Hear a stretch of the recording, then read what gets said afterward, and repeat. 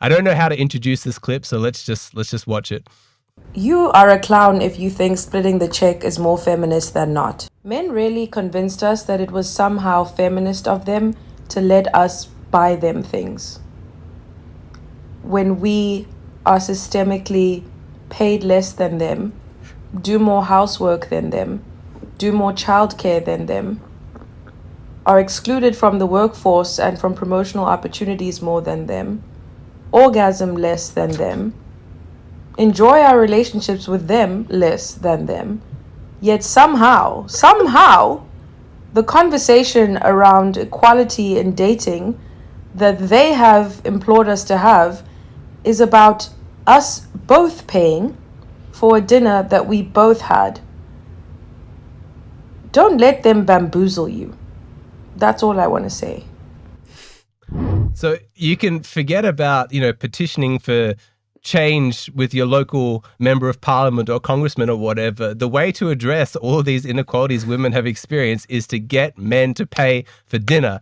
That is the obvious solution, Matt. And if you disagree, you are a sexist. Ah, damn it. I've been deemed a sexist yet again. Us both paying for a dinner that we both had. I got sent this incredible study called Scripting Sex in Courtship, Predicting Genital Contact in Date Outcomes. And what's really fascinating is that there turns out to be quite a big difference in the outcome of these dates depending on who asked who out, whether it was a man asking a woman or a woman asking a man, and also who pays. So what's your prediction? Okay, so let me give you this hypothetical. A man has initiated the date. What percentage of the time do you think he's going to be paying for the meal? Probably very high, 90%. What is it? I'll tell you here, it's 68%. Oh, so, I way over guessed. But to be fair, it's not like women then paid 32% of the time. This is what the study says. Men paid for the majority of male-initiated dates, 68%, but women contributed at least part of the payment on 17% of dates. That's not women paying completely. That's just them chipping in, perhaps going splitsies or whatever. And of course, you've got no money spent on 15% of dates, in case you're one of the guys that's like, hey, let's just, go for a walk around the park or just come around to my place. I want to hear your prediction in the instance that a woman was initiating the date. Who is more likely to pay and by what percentage? I still think that even if a woman asks, a man is going to pay more, partly because he'll want to, because it'll be a chance for him to show off his resources. And so I would suspect that even if women are initiating dates, men will still be paying the majority of the time. Yep, and that is what the science bears out. Let me bring up the study. On female-initiated dates, which violate the script from the outset, men still paid 41% of the time. Women paid or both paid on 33% of female-initiated dates, and no money was spent on 26% of female-initiated dates.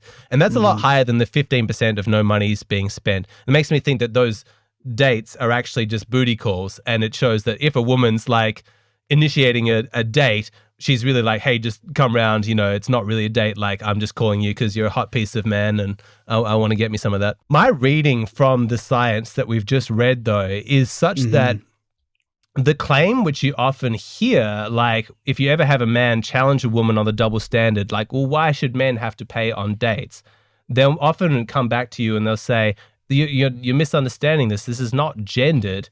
It's not that men have to pay. They'll say it's just that whoever asks the other person on the date has the responsibility for paying. And it just so happens that men are initiating more of the dates.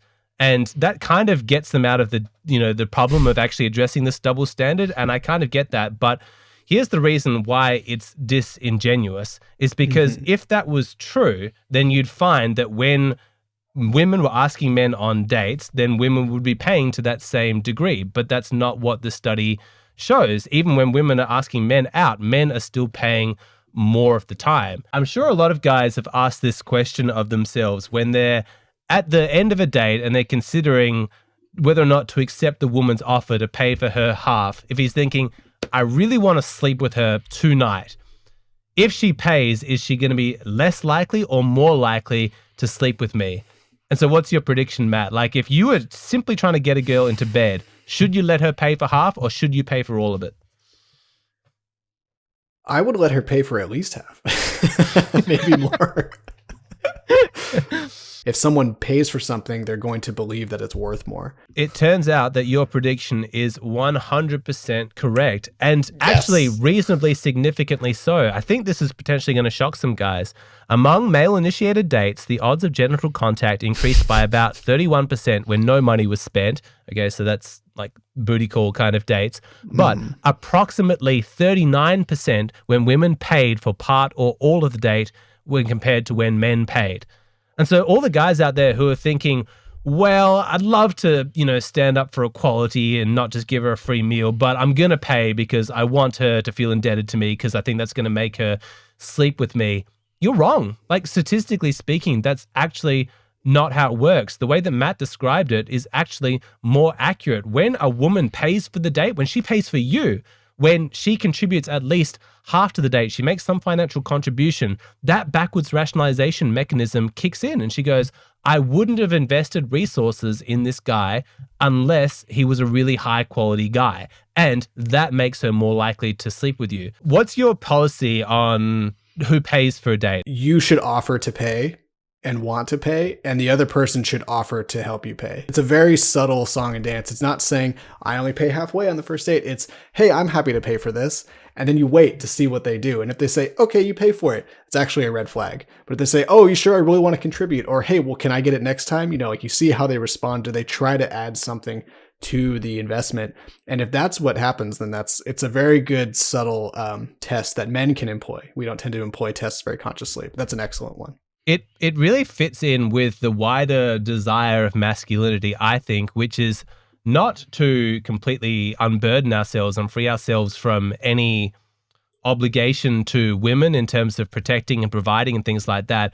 It's just a desire for some gratitude. Like, there's such a big difference between paying for a meal that both of you have enjoyed when the woman's like, no, please let me contribute. We both had such a wonderful time. I loved your company. I'd love to pay my half. It's such a nice feeling as a man to be like, it's okay. I really appreciate the gesture, but I'm more than happy to do that. That makes you feel good as a man. When a woman just sits there looking at you like, like, all right, you had me for an hour and a half, time for you to pay for it. It makes you feel awful, like you've just been taken advantage of. It's the same action, you're paying for it, but attitude is absolutely everything. Yeah, generosity withers in the shadow of entitlement. It's not that common, but I can think of one specifically, a Hey Hero request that a guy sent me, and he was talking about, I took her on a trip to this part of Europe, and we stayed in this hotel, and when we're home, like, I bought her this for her birthday, and I take her to these fancy restaurants, but I'm really concerned that she's a gold digger. And I was like, mate, please, show a basic level of self-awareness here. If you're leading her attraction with your wallet, like dangling it in front of her, saying like, come on, come with me on this trip and things like that, what kind of a woman do you think you're likely to attract? If you want to test her as to whether or not she's a gold digger, stop spending money on her. It's like if a woman walks up to a man and introduces herself by grabbing his crotch, and then the next day she's like, I'm worried that he just wants me for sex. I don't get it.